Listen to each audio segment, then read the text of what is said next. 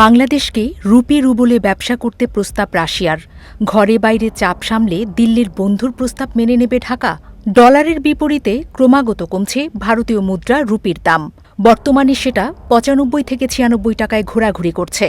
অন্যদিকে রাশিয়ার উপর ১৬,০০০-এর বেশি নিষেধাজ্ঞা চাপিয়ে রেখেছে মার্কিন যুক্তরাষ্ট্রসহ পশ্চিমী দুনিয়া। ফলে মার্কিন মুদ্রাকে পাশ কাটিয়ে কিভাবে আন্তর্জাতিক বাণিজ্য পরিচালনা করা যায় সেদিকে নজর রয়েছে দিল্লি ও মস্কোর। তার জন্য কি এবার বাংলাদেশকে বেছে নেবে দুই বন্ধুরাষ্ট্র? এ নিয়ে বাড়ছে জল্পনা। ভারতীয় সংবাদ মাধ্যমের রিপোর্ট অনুযায়ী সম্প্রতি দ্বিপাক্ষিক বাণিজ্যের ব্যাপারে বাংলাদেশকে বড় প্রস্তাব দিয়েছে রাশিয়া। সেটা হল ভারতীয় মুদ্রায় রুপিতে লেনদেন করতে বাংলাদেশকে আহ্বান জানিয়েছে রাশিয়া।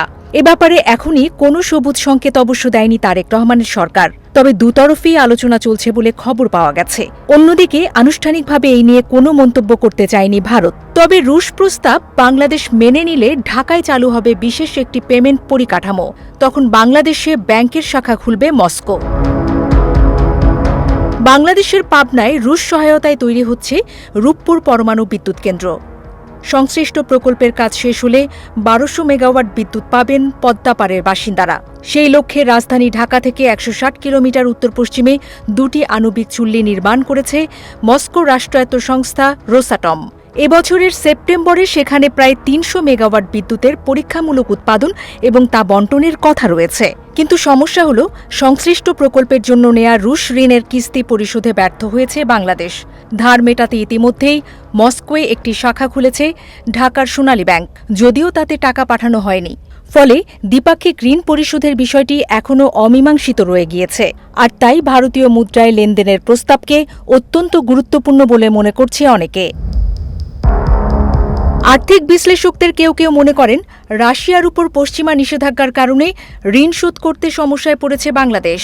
২০২২ সালে ইউক্রেন যুদ্ধ শেষ হওয়া রাশিয়ায় বাংলাদেশের পণ্য রপ্তানিও ব্যাপকভাবে কমেছে।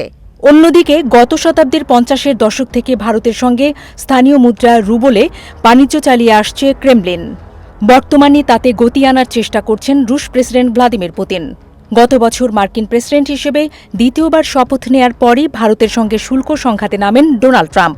এর মোকাবেলায় মস্কোর সঙ্গে স্থানীয় মুদ্রায় রুপি ও রুবলে বাণিজ্যিক লেনদেনে জোর দেয় নয়াদিল্লি। বিশেষজ্ঞদের দাবি, রুশ প্রস্তাব মেনে নিলে রুপি ও রুবলে বাণিজ্যে যুক্ত হবে বাংলাদেশ। ভারতীয় মুদ্রার গুরুত্ব যে কয়েক গুণ বৃদ্ধি পাবে তা নিশ্চিত। তবে এই সুবিধা পেতে আগ্রহী চীনও। বাংলাদেশের সঙ্গে বেইজিংয়ের সম্পর্ক বেশ মধুর। ফলে ভারতীয় মুদ্রা রুপিতে লেনদেনের রাশিয়ার অনুরোধ বাংলাদেশ আদৌ কতটা মানবে তা নিয়ে যথেষ্ট ধোঁয়াশা রয়েছে বলে প্রতিবেদনে উল্লেখ করেছে আনন্দবাজার পত্রিকা।